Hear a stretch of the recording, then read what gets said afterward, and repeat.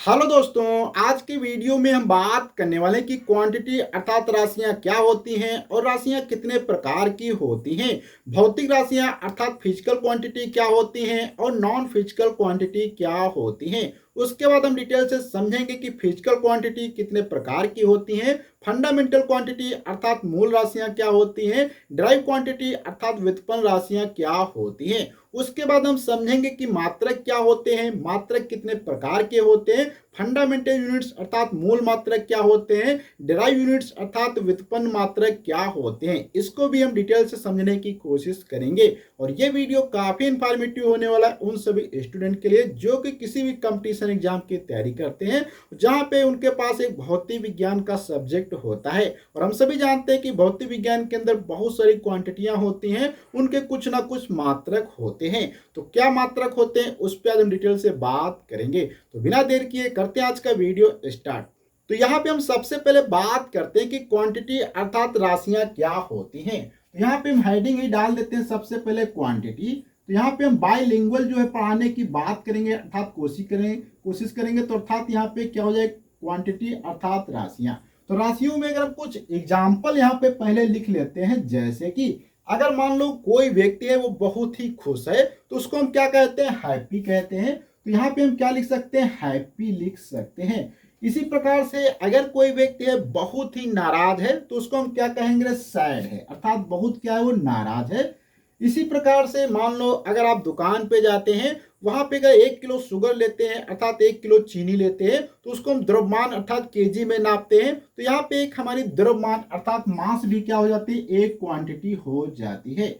इसी प्रकार से अगर आप घर से स्कूल जाते हैं या अपने घर से ऑफिस जाते हैं तो आपका वहां पे अगर समय 1 घंटा लगता है या 45 मिनट लगता है तो यहाँ पर एक समय भी क्या हो जाती है, क्वांटिटी हो जाती है अर्थात यहाँ पे हम क्या कह सकते हैं, टाइम इसको लिख सकते हैं।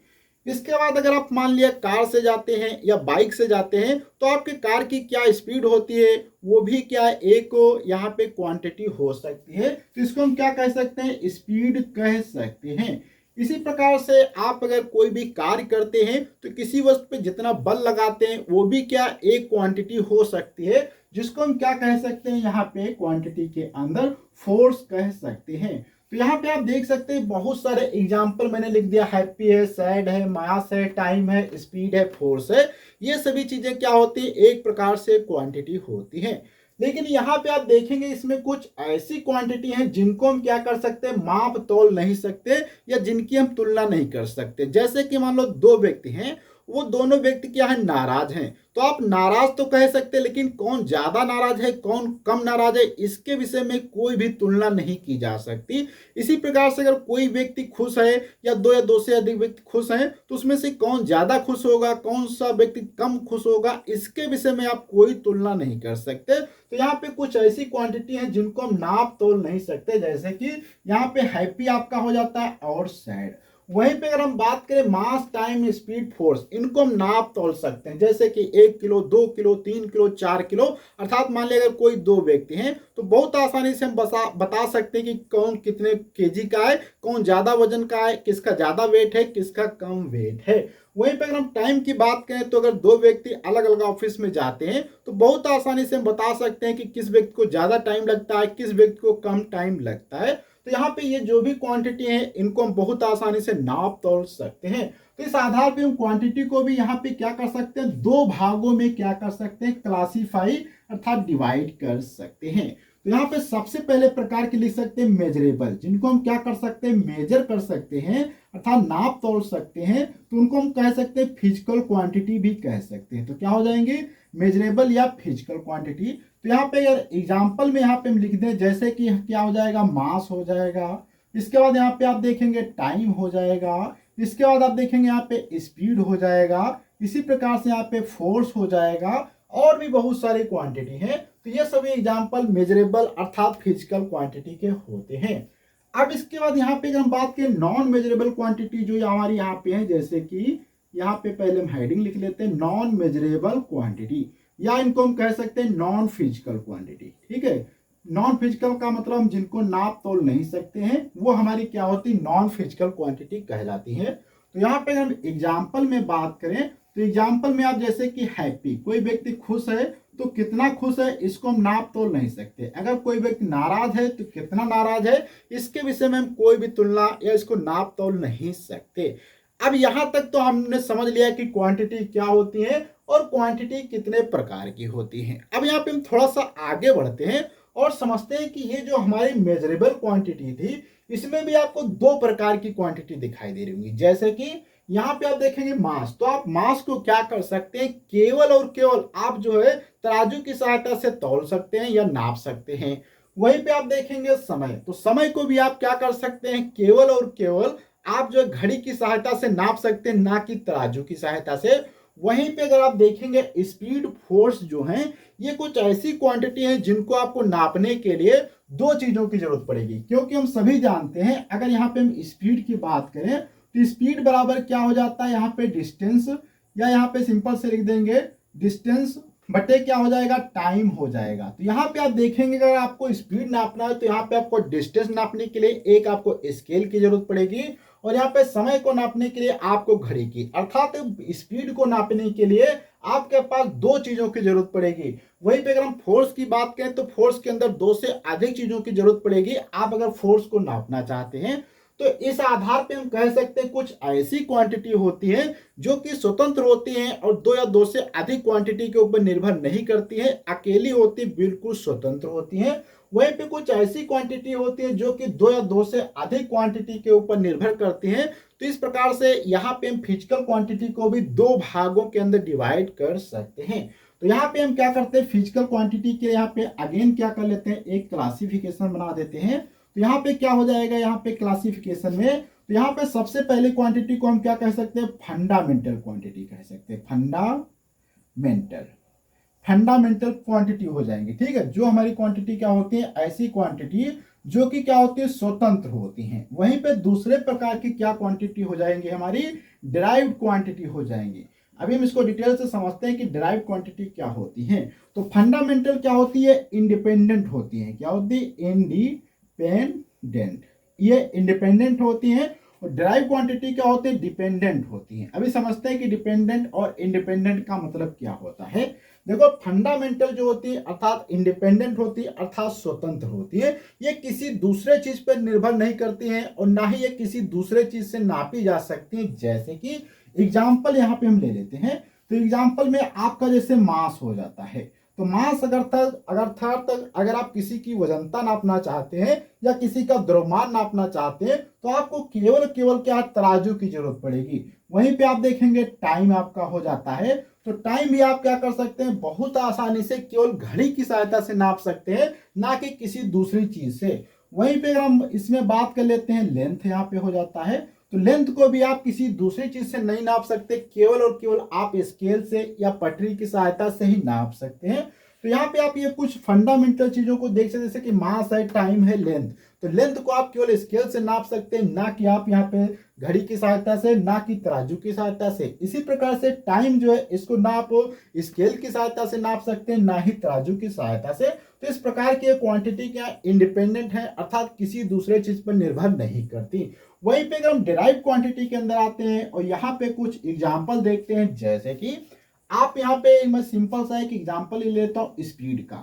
तो स्पीड बराबर हम सभी जानते हैं क्या होता है, डिस्टेंस अर्थात दूरी बटे क्या होता है, टाइम अर्थात समय होता है। तो यहाँ पे आप देखेंगे स्पीड क्या दो चीजों पे निर्भर करती है, किस पे, डिस्टेंस और टाइम पे। अर्थात डिस्टेंस को हम क्या स्केल से नापते हैं और टाइम को किससे, घड़ी से। अर्थात आपको अगर स्पीड नापना है तो इसके लिए आपको दो क्वांटिटी मेजर करनी पड़ेंगे, डिस्टेंस और टाइम। तो इस प्रकार की जितनी भी क्वांटिटी होती है वो दो या दो से अधिक जो है मूल राशियों पे, इनको फंडामेंटल का मतलब होता है मूल। यहाँ पे आप चाहे तो लिख सकते हैं, ये हमारी होती है मूल राशियां। और ये जो होती है क्या, इनको व्युत्पन्न हम कहते हैं, व्युत्पन्न, ठीक, ये व्युत्पन्न राशियां होती हैं।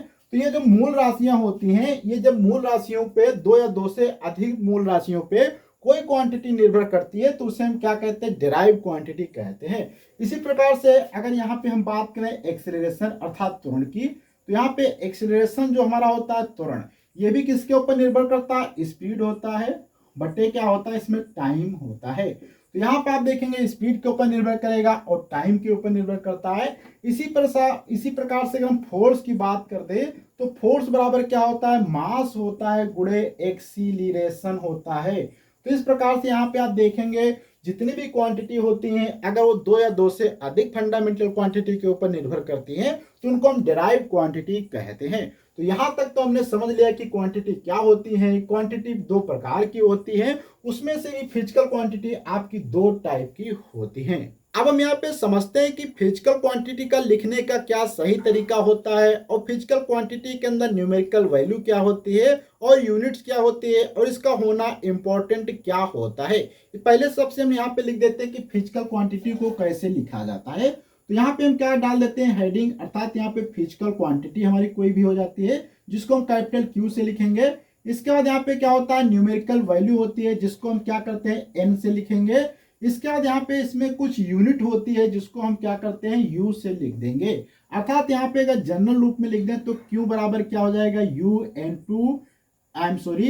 इंटू यू हो जाएगा। क्या हो जाएगा, एन इंटू यू हो जाएगा। अब ये जो है एक जनरल रूप है जहां पे क्यू क्या किसी फिजिकल क्वांटिटी को बताता है, एन क्या उसकी न्यूमेरिकल वैल्यू को बताता है और यू क्या है उसकी यूनिट को बताता है। अब थोड़ा सा समझते हैं कि एग्जांपल की सहायता से अगर यहाँ पे आप सही से एन नहीं बताते हैं या यू नहीं बताते हैं या क्यू नहीं बताते हैं तो क्या प्रॉब्लम आएगी। इसको एक एग्जांपल से लेते हैं, जैसे कि मान लो आप किसी दुकान पे जाते हैं। कहाँ जाते हैं, दुकान पे जाते हैं जो कि एक परचून की या बेकरी की दुकान है और वहां पे आप क्या मांगते हैं, शुगर।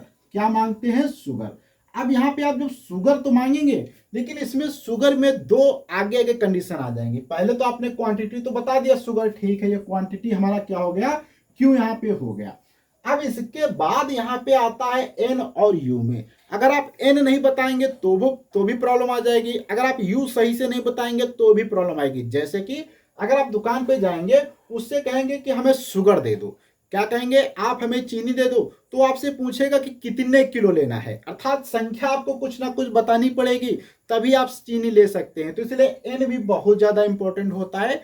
इसके बाद फिर आता है यहाँ पे यू है। अगर आप दुकान पे जाएंगे, अगर आप उससे कहेंगे कि हमें 2 लीटर जो है चीनी दे दीजिए या 2 मीटर चीनी दे दीजिए तो यहाँ पे बहुत बड़ी प्रॉब्लम आने वाली है, क्योंकि आपने 2 तो एक न्यूमेरिकल वैल्यू तो बता दिया, अर्थात यहाँ पे अगर हम बात करें आपने 2 जो यहाँ पे एन को तो बता दिया, लेकिन यहाँ पे आप जो यहाँ पे यू बताते हैं जैसे कि लीटर में बताते हैं या यहाँ पे आप क्या है मीटर में बताते हैं, ये यहाँ पे रॉन्ग चीज है। क्योंकि आपको ये क्वांटिटी जो आपने शुगर लिया है इसके लिए क्या यहाँ पे केजी का यूज किया जाता है या ग्राम का यूज किया जाता है। तो आप अगर लीटर और मीटर का यूज करेंगे तो बड़ी प्रॉब्लम आ जाएगी। इसलिए जो भी फिजिकल क्वांटिटी होती है उसके साथ में कुछ ना कुछ न्यूमेरिकल वैल्यू होती है और कुछ ना कुछ उसकी एक यूनिट होती है। अगर आप सही से फिजिकल क्वांटिटी नहीं बताएंगे, उसके साथ में सही से आप न्यूमेरिकल वैल्यू नहीं बताएंगे, सही से आप यूनिट नहीं बताएंगे तो आपको प्रॉब्लम हो सकती है। तो सही तरीका क्या होता है, आपको दुकान पे जाना होगा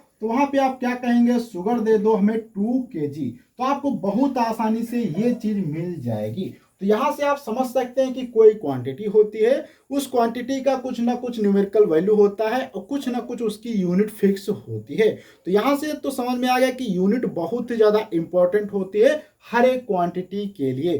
तो अब हम यहाँ पे थोड़ा सा समझते हैं कि यूनिट क्या होती है और यूनिट कितने टाइप की होती है। तो यहाँ पे हम यूनिट के लिए क्या करते हैं, एक चार्ट हल्का सा बना लेते हैं, उसके आधार पे आपको डिटेल से समझाते हैं कि यूनिट कितने टाइप की होती हैं और कौन कौन सी यूनिट होती हैं। तो सबसे पहले यहाँ पे हम क्या करते हैं, यूनिट के लिए हेडिंग लिख देते हैं। यूनिट अर्थात हम क्या कहते हैं, इनको मात्रक कहते हैं। तो मात्रक क्या है, 2 प्रकार के हो सकते हैं। कौन कौन से हो सकते हैं, एक होते हैं फंडामेंटल। फंडामेंटल का मतलब होता है मूल, जो कि क्या होते हैं किसी दूसरे पर निर्भर नहीं करते हैं, उन्हें हम क्या कहते हैं, फंडामेंटल कहते हैं। अर्थात फंडामेंटल यूनिट्स हो जाएंगी जो कि बहुत या दो से अधिक यूनिट पर निर्भर करती हैं, जिनको हम क्या कहते हैं, डिराइव यूनिट कहते हैं। तो यहाँ पे क्या हो जाएगा, डिराइव्ड यूनिट्स। अब इसमें थोड़ा सा एग्जांपल लेते हैं तब चीजें ज्यादा समझ में आएंगी। जैसे कि यहाँ पे एग्जांपल में हम लिखते हैं मास, क्या लिखेंगे हम, मास। तो मास के लिए हम लोग क्या लिखते हैं, केजी लिखते हैं। इसी प्रकार से अगर हम यहाँ पे लिखते हैं टाइम, तो टाइम के लिए हम क्या लिखते हैं, सेकंड लिखते हैं। इसी प्रकार से अगर यहाँ पे हम लेंथ लेते हैं तो लेंथ के लिए हम लोग क्या लिखते हैं, मीटर लिखते हैं। इसी प्रकार से अगर आप इलेक्ट्रिक करंट लेते हैं तो यहाँ पे हम क्या करते हैं, इलेक्ट्रिक करंट। तो इलेक्ट्रिक करंट लेंगे, इसके लिए हम लोग क्या लिखते हैं, एम्पियर लिखते हैं। इसी प्रकार से अगर आप यहाँ पे बहुत सारी और भी क्वांटिटी होती हैं, जैसे कि टेम्परेचर हो जाता है, अमाउंट ऑफ सब्सटेंस हो जाता है और ल्यूमिनस इंटेंसिटी हो जाता है, तो इनको भी अगर हम यहाँ पे लिख दें तो क्या हो जाएगा, टेम्परेचर की अगर हम बात करें, टेम्परेचर, तो टेम्परेचर का जो मात्रक होता है वो क्या होता है, कैंडिला होता है। और इसके बाद यहाँ पे अगर हम टेम्परेचर का मात्रा यहाँ पे हम क्या केल्विन लिखेंगे, केल्विन। कैंडिला जो होता है वो ल्यूमिनस इंटेंसिटी का होता है, तो क्या हो जाएगा, केल्विन। इसके बाद यहाँ पे हम क्या लिखते हैं, ल्यूमिनस इंटेंसिटी। ल्यूमिनस इंटेंसिटी ये क्या होता है, जैसे कोई बल्ब जब जलता है तो बल्ब कितनी जोर जलता है उसकी इंटेंसिटी को नापने के लिए यूज में लिया जाता है, तो क्या हो जाता है, इसका मतलब कैंडिला हो जाता है। और इसके बाद फिर लास्ट में हम लिख देते हैं अमाउंट ऑफ सब्सटेंस, या क्या लिखते हैं, अमाउंट ऑफ सब्सटेंस, जिसको मोल में रिप्रेजेंट करते हैं। और ये क्वांटिटी अधिकतर आप जब केमिस्ट्री पढ़ेंगे वहां पे आपको ज्यादा जरूरत पड़ेगा। तो अमाउंट ऑफ सब्सटेंस अर्थात इसकी क्या होती है, यूनिट मोल हो जाती है। तो यहाँ पे तो ये मैंने फंडामेंटल क्वांटिटी लिख दिया और उनका एक चार्ट भी मैंने बना दिया। और इस चार्ट को डिटेल से अगर आप देखना चाहते हैं तो आपको नीचे डिस्क्रिप्शन बॉक्स में लिंक मैं प्रोवाइड कर दूंगा, वहां पे क्लिक करके आप पूरा इस वीडियो की पीडीएफ को ध्यान से देख सकते हैं, पढ़ सकते हैं। तो यहाँ पर तो ये तो हो गई फंडामेंटल। अब इसके बाद डेराइव्ड में अगर हम बात करें, जैसे कि हमारा क्या हो जाता है, स्पीड हो जाता है। तो स्पीड की क्या होती है, मीटर पर सेकेंड होता है। इसी प्रकार से अगर हम यहाँ पे एक्सीलरेशन की बात कर लें अर्थात त्वरण की, तो ये क्या होता है, मीटर पर सेकेंड स्क्वायर होता है। इसी प्रकार से अगर हम यहाँ पे फोर्स की बात करते हैं तो फोर्स बराबर क्या होता है, यहाँ पे केजी मीटर पर सेकेंड स्क्वायर हो जाता है। इसी प्रकार से बहुत सारी हमारी क्वांटिटी होती हैं जो कि डिराइव्ड क्वांटिटी होती है, जिनके मात्रक फंडामेंटल क्वांटिटी के दो या दो से अधिक क्वांटिटी या दो से अधिक मात्रक पर निर्भर करते हैं, डिराइव्ड यूनिट्स होती हैं। इसको थोड़ा सा अगर हम शॉर्ट में समझने की कोशिश करें तो जो भी हमारी फंडामेंटल क्वांटिटी होती हैं उनके जो भी मात्रक होते हैं या जो भी उनकी यूनिट होती हैं उनको हम फंडामेंटल यूनिट्स कहते हैं। वहीं पे जो डिराइव्ड हमारी क्वांटिटी होती थी उनके मात्रक जो होते हैं उनको हम डिराइव्ड यूनिट्स कहते हैं। तो ये बहुत ही सिंपल शब्दों में हमने यहाँ तक समझ लिया। अब आप किसी भी क्वांटिटी का अगर आपको मात्रक निकालना है तो आप बहुत आसानी से निकाल सकते हैं। इसके लिए आपको क्या, उसका एक फार्मूला पता होना चाहिए। इसको मैं यहाँ पे एग्जांपल से थोड़ा सा हम समझाने की कोशिश करते हैं। जैसे कि मान लो अभी जैसे मैंने यहाँ पे फोर्स का लिख दिया, तो अगर आपको फोर्स की यूनिट नहीं पता तो आप क्या करेंगे, फोर्स बराबर हम जानते हैं क्या होता है, मास होता है गुणे क्या होता है, एक्सीलरेशन होता है। मास बराबर क्या होता है, बल, द्रव्यमान गुणे त्वरण होता है बल बराबर। अब यहाँ पे एक्सीलरेशन जो होता है इसका अगर हम फार्मूला यहाँ पे लिखने की बात करें तो एक्सीलरेशन क्या होता है, हमारा स्पीड बटे क्या होता है, टाइम होता है।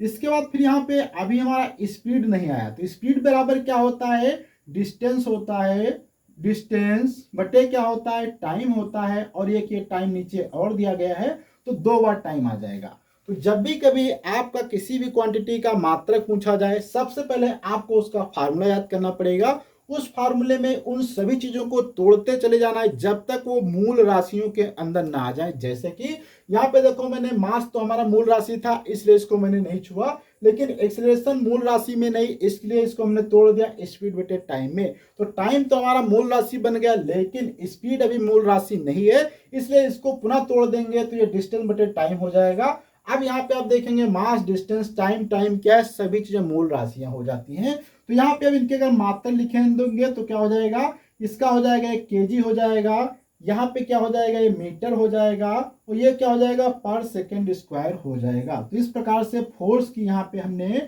यूनिट बहुत ही आसानी से निकाल दिया। इसी प्रकार से आपसे अगर कोई भी यूनिट पूछी जाए चाहे वर्क का हो, जैसे कि वर्क बराबर क्या होता है, बल गुणे विस्थापन होता है। अगर वर्क की आपसे पूछा जाए तो आप बहुत आसानी से निकाल सकते हैं। तो कभी भी वर्क की अगर आपसे पूछी जाए यूनिट तो आपको क्या लिखना है, फोर्स गुणे डिस्प्लेसमेंट, अर्थात बल लगाया जाता है तो वो वस्तु कितनी दूरी तक जाती है उसको हम क्या कहते हैं, वर्क कहते हैं। तो आज की वीडियो हम लोग इतना रखते हैं, अगले वीडियो मिलेंगे आपको हम डिटेल से बताने की कोशिश करेंगे कि डायमेंशनल फार्मूला क्या होता है, इसके क्या फायदे होते हैं और कैसे आप डायमेंशनल चीजों को निकाल सकते हैं। तो आज की वीडियो हम लोग इतना रखते हैं, अगले वीडियो मिलेंगे। कुछ नए कॉन्सेप्ट के साथ में। जब तक के लिए धन्यवाद। अगर आप हमारे हर एक नए कॉन्सेप्ट को देखना चाहते हैं, हर एक नए वीडियो को देखना चाहते हैं, इसके लिए आप हमारे चैनल को सब्सक्राइब कर सकते हैं। अगर आप किसी नए टॉपिक पर वीडियो चाहते हैं तो प्लीज़ कमेंट बॉक्स में कमेंट कर सकते हैं। तो अगर आप इसी वीडियो को इंस्टाग्राम फेसबुक पर देखना चाहते हैं तो प्लीज़ हमें फॉलो कर लें। तो जब तक के लिए धन्यवाद।